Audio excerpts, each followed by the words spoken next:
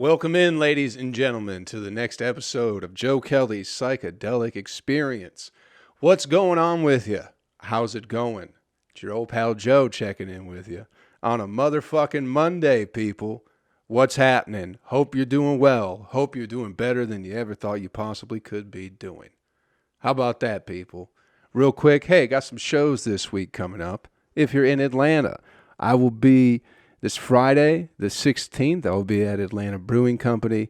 And then the 17th, which is Saturday, I'll be at the Laughing Skull Lounge in Midtown. Come on through and see some jokes. And I'll be in Detroit on the 20... Fuck. You know when I'll be, the 24th? 25th, I believe. So if you're in Detroit, if you're in Michigan, I'll be at fucking Detroit Shipping Company. Good to be back up north going to see family and all that nonsense and going to squeeze some jokes in while I'm up that way. You know? How's your week been, people? Has it been good? I hope it has been. Did some shows, had some laughs. What a great fucking week it was for me. I hope you feel the same way. I keep trying to watch the news. I keep wanting to give the news a chance. Just so I have things to talk about with just everyday people. You know, people got opinions on all sorts of things. So I'm like, maybe I can try and get some opinions together about things as well. But God damn it, it is difficult.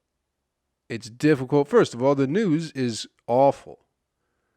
I keep watching 60 Minutes. Do y'all still watch 60 Minutes? Does anybody watch 60 Minutes? Anybody over the age of 50 watch 60 Minutes still? I can't imagine they do. But I'm giving it a try. Trying to watch some investigative reporting. Giving it a chance. You know what I mean, people? Going, what are they going to investigate? And the answer is nothing. There's corruption and crime all over this great country that we live in. That somebody maybe possibly should be investigating, you know? Perhaps 60 Minutes. Maybe they would be somebody who might investigate, you know, some of these blue-collar crimes. Some of these laundering operations where they steal all the fine people of America's money, you know? But they don't do that. Instead, they're investigating whether or not seafood restaurants, hey, by God, have real seafood. You know? Because that's what's really going to get this country on track. When we can get authentic seafood in Kansas. You know what I mean? They're going to go, hey, what happened to that, you know, the pedophile island guy that hung himself in a jail cell? Perhaps some investigating should take place over there. No. We're going to go to fucking Kansas and go, hey, Frank's Seafood Shack, we want to check out your lobster. Can you give us some lobster? And then they sneak it in a bag. And then they take it to a fucking lab. They spend valuable time and money to figure out that Jeff's Seafood Palace and also Hush Puppy Emporium is using artificial lobster. My God. Who would ever have thought that would be possible? That some place that isn't anywhere near the sea doesn't have great seafood. Thank you, 60 Minutes, for investigating this, because I've been wondering it. But it didn't stop there, people. Not only did they ruin every local seafood shop in town, and then they went back to their fucking yuppie headquarters in New York or LA, wherever the fuck they're from, you know? We're going to go to this small town of a population of 30,000 people. There's 2 seafood restaurants in town. The only way they feed their family is by keeping this restaurant open, and guess what? We're going to show up and ruin the whole fucking thing for everybody. How about that? And then we're going to go back and then have real seafood because we live on the coast. And we don't really care about you people in Kansas, but it makes for a good news story. So not only did they ruin every local seafood place in this town, they went after Red Lobster too. You know, they're going for the head of the beast. They're trying to take down Red Lobster. And they were like, my God, none of these places have real seafood. Red Lobster must be the saving grace in this whole charade that is the seafood restaurant industry.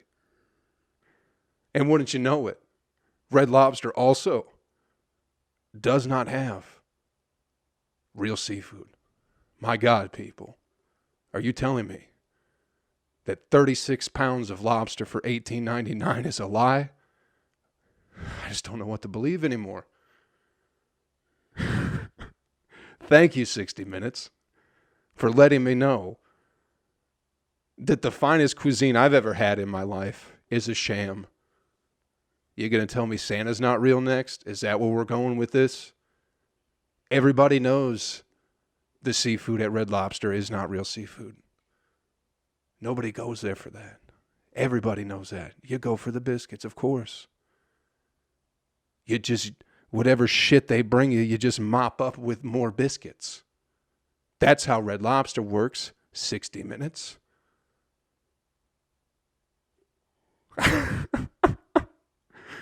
What about all these other things that you could be investigating? Why does the water in my apartment get shut off twice a week? That'd be much more helpful, 60 Minutes, than letting me know that seafood not anywhere near the sea might be artificial. My God. It blows my mind. And here I am just trying to participate in society. And every time I try, I go, this is why I don't. Because you watch the news and they're always talking about fucking nothing. And then you go out around people and they're also talking about fucking nothing. Oh, fucking Jan and Jim, did you hear I heard the seafood is fake. Oh, no. If you're looking for authentic seafood, you know, and the best you got is Red Lobster, fuck, I'm not going to judge you for that. But I don't think 60 Minutes should be showing up to your town if you're just trying to give somebody a seafood experience, you know what I mean? It's nice to have a little it's nice to just have that experience, you know, it doesn't have to be great. Of course it's not real. Real lobster, like good fucking lobster, is probably like $34 for a tail. But you can get all you can eat at Red Lobster, you know? That's why people go 60 Minutes. Quit trying to ruin the fabric of America, which is built upon lies. Just let us eat our fake seafood. Everybody knows. It's the same thing. Remember when they did the shit with Taco Bell? It was like, hey, man, it's not completely all beef. It's a lot of meat filler. And everyone's like, yeah, of course. Like, everybody already knew. So why are you trying to rain on people's parade? 60 Minutes? Let these people sell their shitty food and just mop up the liquor with biscuits. That's all we want. As Americans, hell, that's all we really want anyway, is just to mop up shit with a biscuit. And I'm not better than that. Who don't love mopping up a slop of shit with biscuits? If you do, I'd imagine you're probably anti-American. I probably would imagine you don't love this country. I imagine you probably don't support the troops. I imagine you don't stand for the national anthem. I imagine you celebrate yourself on 9/11 rather than the fallen. If you have a problem mopping up slop with biscuits, why don't you get the hell out?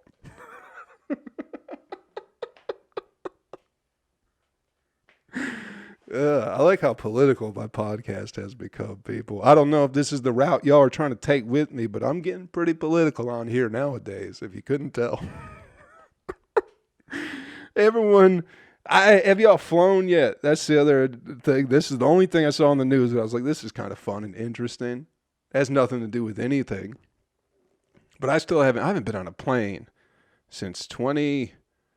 19. I guess that's probably like most people, Went up to Minneapolis, I believe. But have been on a plane since. But a lot of people are getting on planes now, and everyone's losing their fucking mind on a plane for some reason. Everyone seems to be misbehaving. In this particular video, I wish, you always miss the setup to things and you just get the end. But people were getting off an airplane. Apparently some lady, right? That's where the video starts, is people were getting off the fucking plane. But the video is apparently some lady decided she was going to have a fit in the middle of the flight and try to open a door,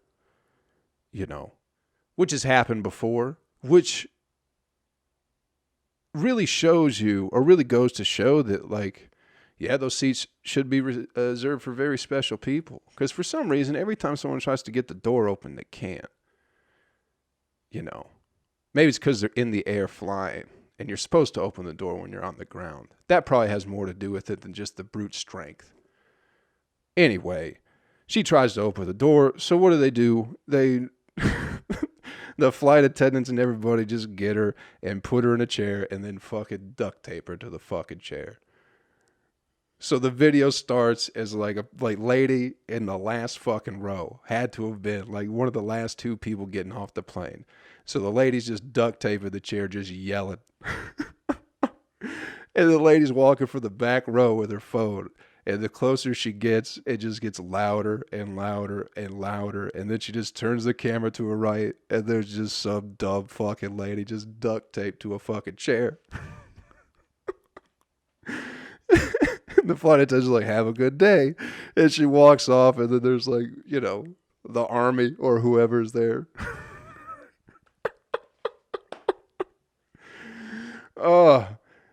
I don't like flying that much, but I don't think I'd ever have that big of a breakdown or whatever it is. Why don't we have I think, you should have like a mental screening before you're allowed on an airplane. The first question should be, would you try to open the door for any particular reason while we're in the middle of a flight? That'd be a good place to start on whether or not you should be allowed to fly on a plane. Real simple yes or no answer, you know what I mean? If somebody has to think about it for a second, it's like, nah, you can't. We can't be putting you up there now if you got to hesitate. You don't get to fly. How was your day? I didn't get my Go-Gurt, so now I'm going to open the fucking door on a fucking plane. What the hell, people? And it wasn't even, I know what you're thinking, must have been a Spirit flight. It wasn't. I believe it was Delta or American. It was one of the two, I guess, bigger ones, Was not Spirit, which is even, even the classy people are getting out there. Old fucking Shelley forgot her Ambien or whatever it is. Maybe took too much. Maybe took too much and started hallucinating. I don't know. I'm not too sure what that shit does. It's supposed to help you sleep, but then if you don't sleep, apparently it's pretty cool. Is that how Ambien works? Apparently, there's one story that I know about somebody taking Ambien is that they took it, and then rather than going to sleep, they got hungry and went to McDonald's and then tried to order through the trash can. So they were like up to the trash can going, hey, the speaker must be broken. I can't hear you that good. And then a couple minutes goes by and he's like, oh, I need to pull up because I'm talking to a trash can. I've never taken Ambien, people. But if it makes you talk to trash cans, I probably don't need it, But if not having it makes you open a fucking plane door, maybe I do need it. I'm in this weird, what's the word? Juxtaposition? Is that the correct word, people? I don't know what that means. Difference between two? Is that what it means? Someone get back to me on that. Just using words I'm not too sure what they mean. I should stick with, talking about what I know. Duct taping ladies. And fake seafood in America. Stay in your lane, Joe. You don't need to be talking about these words that you don't really know what they mean. But it sounded good, It sounded very good. I don't know, people. Uh, I got another, I feel like I've been talking forever on this one, but it probably hasn't even been that long. No, doing fine on time. Doing absolutely fine. Time is a construct of nonsense anyway. But I was like, man, I've been talking for 45 minutes, but it's only been about 15. So we're going to hit you with the Charmin Talk, people. The toilet paper. My comedy is apparently inappropriate, but Charmin, the toilet paper company, every ad they have is just singing about assholes. You know what I'm saying? So like, their whole thing is like, oh, we got the toilet paper that makes your asshole real clean. That's the whole thing that they're doing. They're like, we get the cleanest assholes using our toilet paper. But because they don't say it directly, they can get away with it. They sing it, But really, they're just singing about assholes this whole time. You got to lift the veil, You got to wipe your third eye once in a while to really see what's going on in the world. And the truth is, these little radio jingles and stuff, they're programming our minds, to have only clean assholes. And I don't really want to live in a world that is only clean assholes. I don't like that, people. Be true to yourself. If your asshole's a little bit dirty, let it be dirty. It's okay. We don't need to give Charmin any more money. We've given them plenty, and what have they ever given you? Nothing. It doesn't even work that good. Toilet paper is not the best way to have a clean ass. I don't know if you know this. But the best way is either a bidet or having, neighbor friend, good friend, come over and lap it up a little bit for you. You know how cats clean themselves by licking? We ain't so different than cats, We're out here scrubbing and bubbing with the soap. But really, you just need a good friend to come over and lick the spots that you can't. Think about it, people. If it's good for the, how come it's not good for us if everything else is doing it? If everything else is getting licked to clean, and they're licking their assholes too. Why is yours any better? It's not.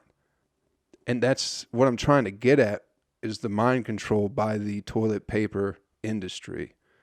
They have a hold on our minds, thinking that we need these little pieces of paper, but not really paper, toilet paper. You catch what I'm saying? It's not even paper. You could put it in the mail, but it's not paper. It's toilet paper, but it doesn't even feel the same. You ever try to wipe your ass with paper? Of course you have. We're all the same here. What do you got to do? Crumple it up into a ball and shake it for a long time. Fuck that. Get fucking lick it up. Get clean. Quit letting them control you, people, and tell you how to think.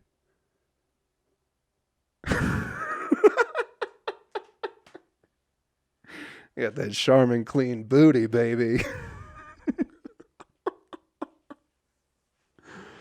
No, I mean, you should wipe your ass.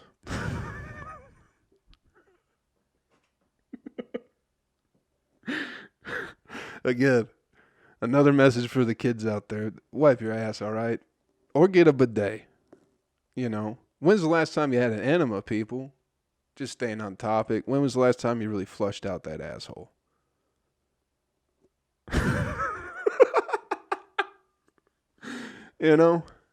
What's the deeper one? The colonic? I've never had a colonic. I did use an enema when I was on Maui. It's like, let me give it a try. See if I can't clean anything out. But I don't think I did it right.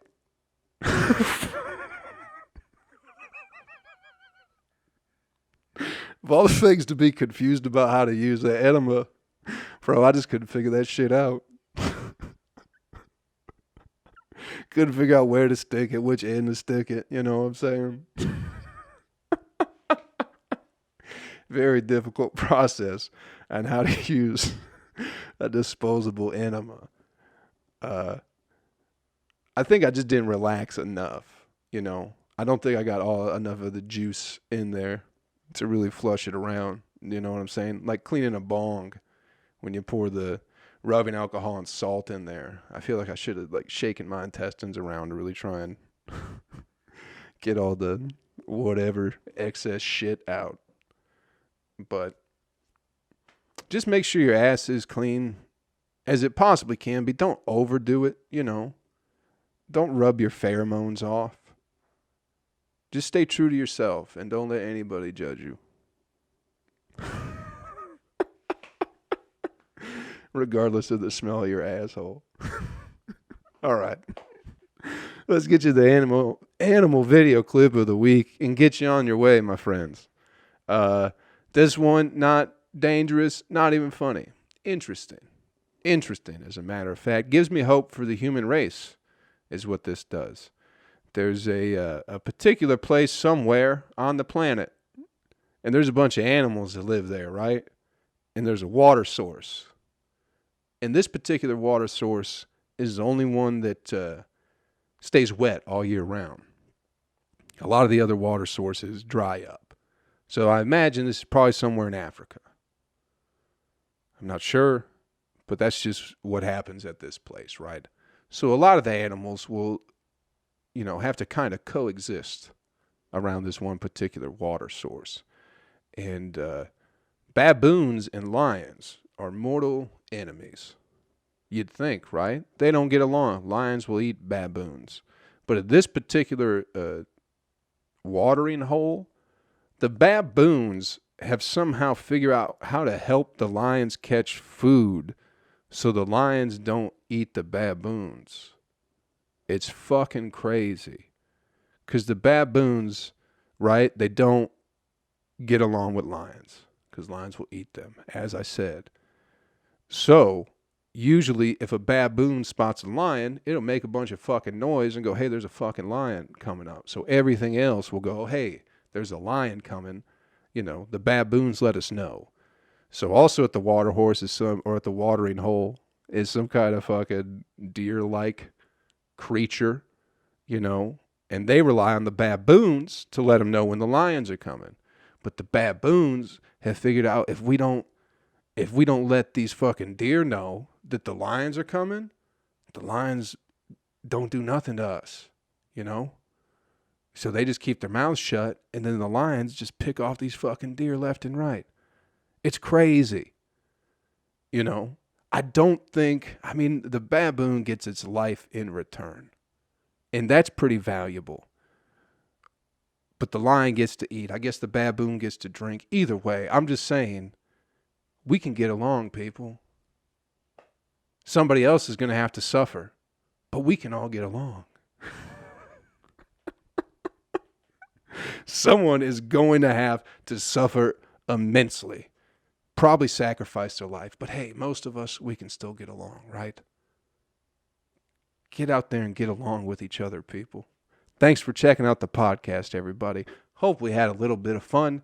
Again, I'll be in Atlanta on Friday, July 16th at Atlanta Brewing Company, and Friday, July 17th at Laughing Skull Lounge, and then I will be in Detroit, Michigan, July 25th. That's a Sunday at Detroit Shipping Company.